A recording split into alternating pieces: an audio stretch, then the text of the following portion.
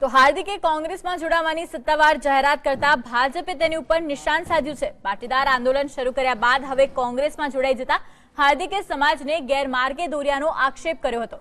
આ સાથે હાર્દિકને કોંગ્રેસે કઈ લોલીપોપ આપી તેનો પણ ખુલાસો કરવા કહ્યું હતું। તેમણે કપિલ સિબ્બલની અનામત ફોર્મ્યુલાને લઈને પણ કટાક્ષ કર્યો હતો। હાર્દિક પટેલ કોંગ્રેસના ઇશારે ઉશ્કેરાટ વેરઝેર ફેલાવવાનું કામ કરતા હતા અને હવે ઓફિશિયલ કરશે તેવો ટોણો પણ પ્રવક્તા ભરત પંડ્યાએ કર્યો હતો।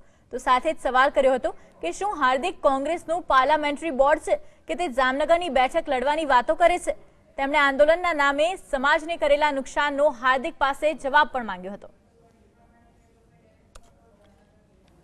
કપિલ સિબ્બલ અને કોંગ્રેસના નેતાઓને આખી રાત સુધી જે મીડિયાને પણ બેસાડી રાખવામાં આવ્યું હતું એ વખતે પણ એક પણ આવેદન પત્રના મુદ્દાનો રિસ્પોન્સ સુદ્ધા નહોતો આપ્યો।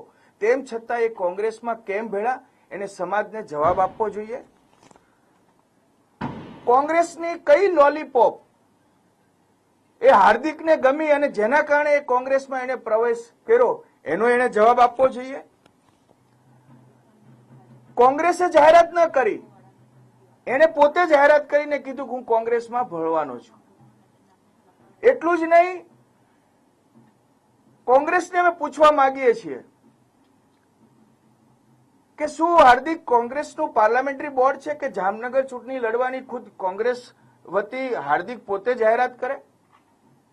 મને લાગે છે અત્યાર સુધી કોંગ્રેસને હાર્દિક પટેલે જે સમાજને, જે ગુજરાતની જનતાને ગુમરાહ કર્યું, આંદોલનમાં જે રાષ્ટ્રીય સંપત્તિને નુકસાન કર્યું, જે સમાજમાં વર્ગ વિગ્રહ ફેલાવવાનું કામ કર્યું અને સમાજનું પણ ખૂબ નુકસાન કર્યું, એનો જવાબ આગામી સમયમાં કોંગ્રેસને હાર્દિક